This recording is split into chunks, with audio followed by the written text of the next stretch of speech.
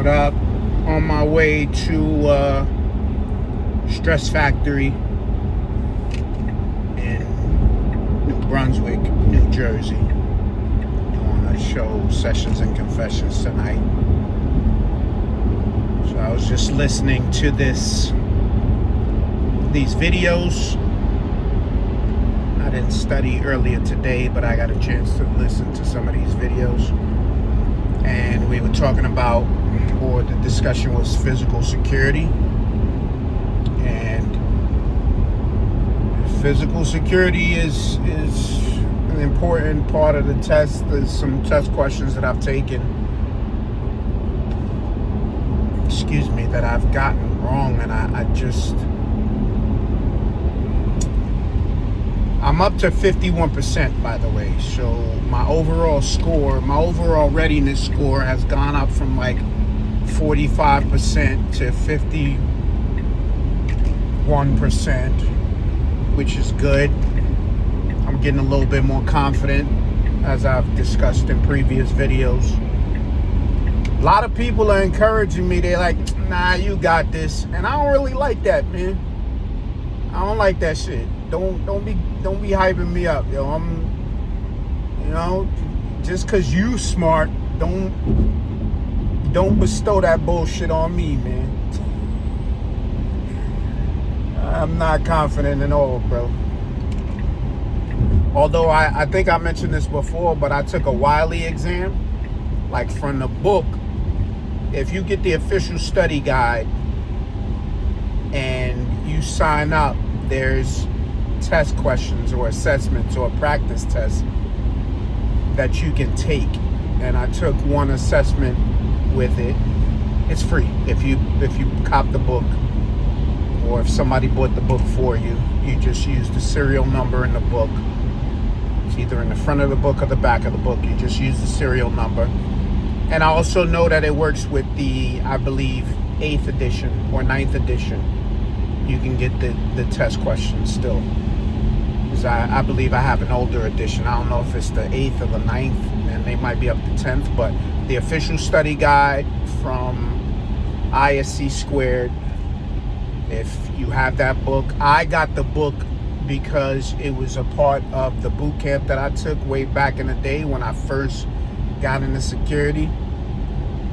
And I took that boot camp. I was like, I don't know what it is that I'm looking at or what it is that you go. It was just too much for me. And I was like, yeah, I'm not going to remember this. I'm not going to take this test. I'm not even interested in the topics and shit. And here we are all these years later, and now I'm doing it. But I got the book from the boot camp, and it was an online boot camp too, which made it even worse. Because like if I was in person, I'd have been a little bit more.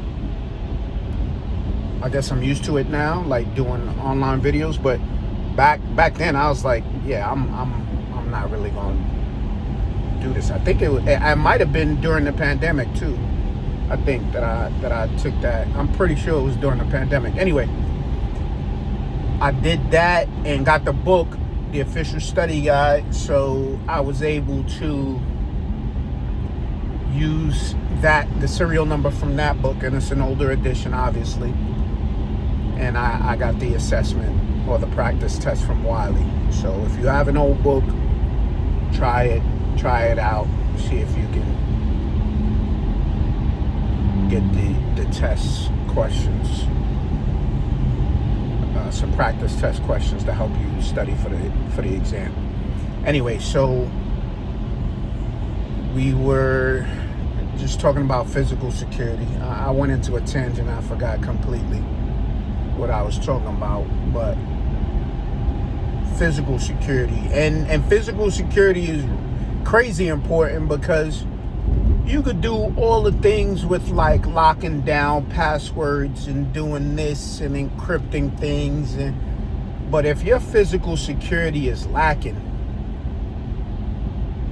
or if people can get into your comm room, or your we call it a comm room, or your data closet, or get to your server racks, or like if you don't have a data center, some places don't have a data center, or don't use a data center, they just have a comm closet, or or a closet where they put their stuff. If you don't have physical security, it don't matter. If they could get to anything they want from there. Like, I remember I heard about a pen test that somebody was doing, and part of the penetration test was physical access. So I believe what happened was somebody, I don't know if it was maintenance or a visitor or something like that, they just straight up got into the office building, got past security, went upstairs, got into a network closet or a comm room or something like that with ease. That's wild. That's wild. You gotta sign in, you gotta get permission, you gotta, like, some buildings you can't just go in. You gotta give your ID, you gotta make sure I'm going the right way, B. I think this is the right way. Yeah, this is the right way. You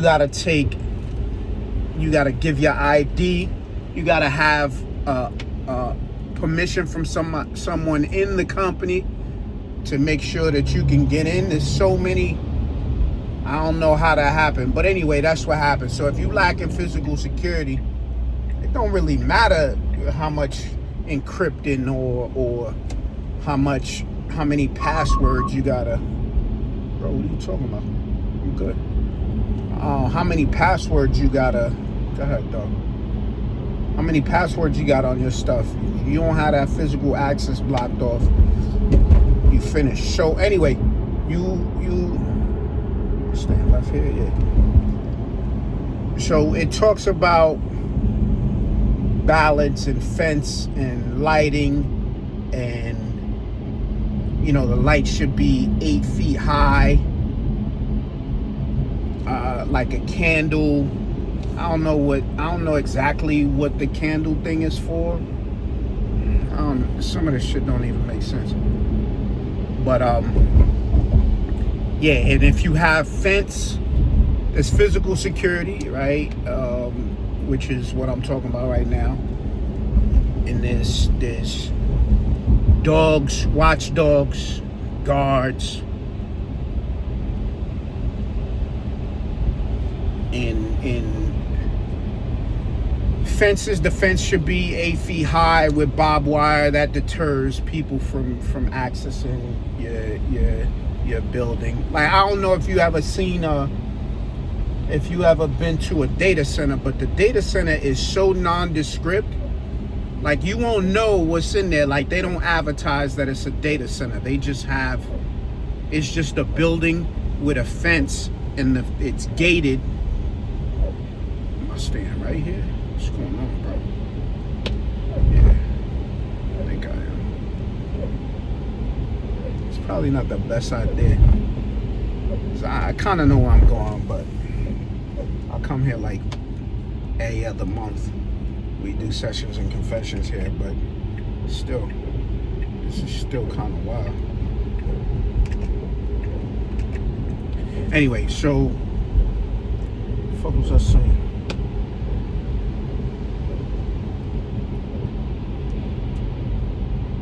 I was talking about the fact that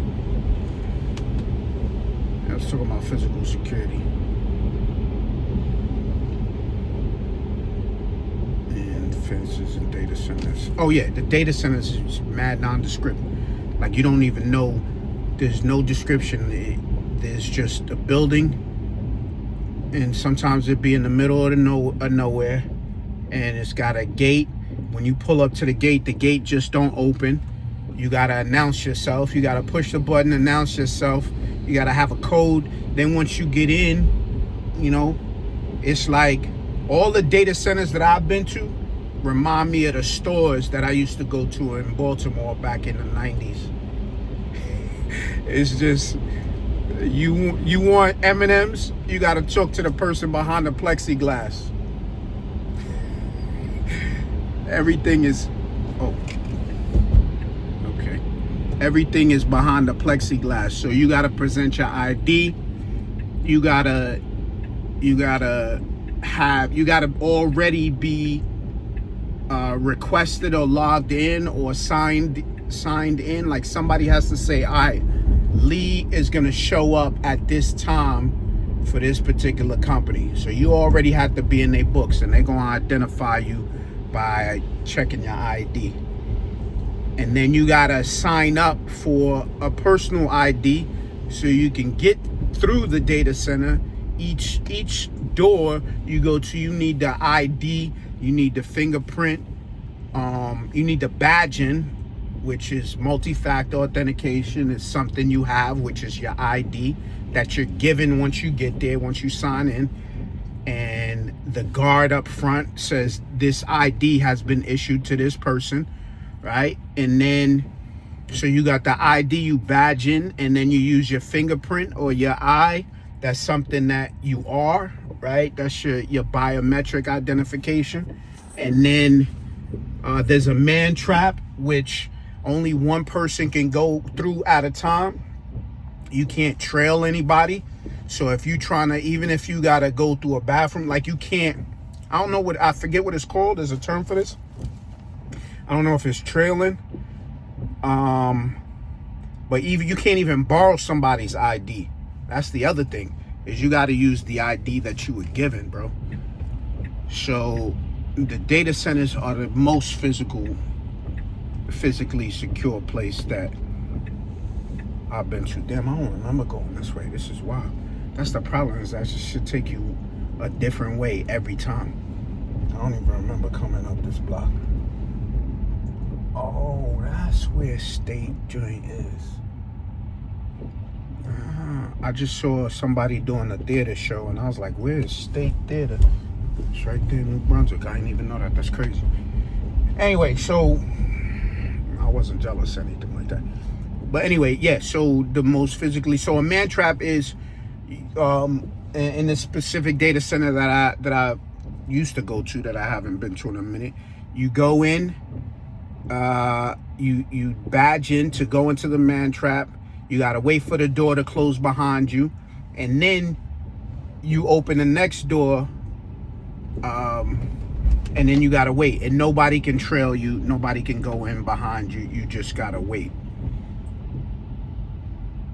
So physical security is a very big deal when it comes to, where is this thing? Oh, I'm on the other side. All right, nah, I mess with this. This is fire. Anyway, so I wanted to share that about physical security and my experience in the data center, and how important physical security is. Again, because if you don't have physical security, all that other stuff is out the window. It's easy to get to everything else.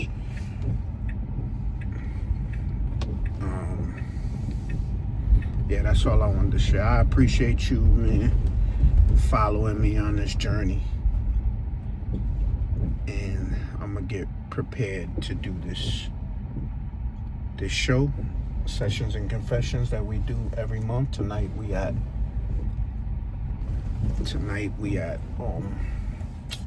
what's the fucking name of this spot? Stress Factory, New Brunswick. Or scan your monthly card.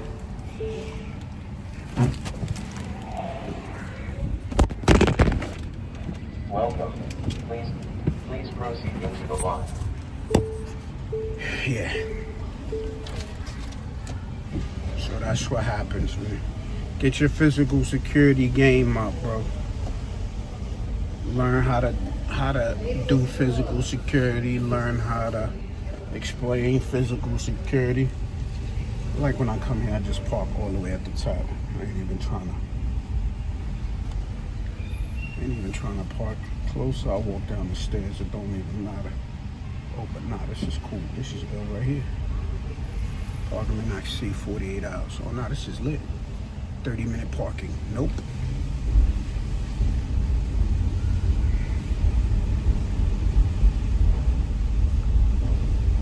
Anyway, I appreciate y'all fucking with me on this journey, and hope I'm inspiring you maybe. You know what I mean? Hope I'm inspiring you to do your thing. And if you're studying for the CISSP, man, let me know. Let me know. We're gonna keep this shit going, B. Alright. Easy.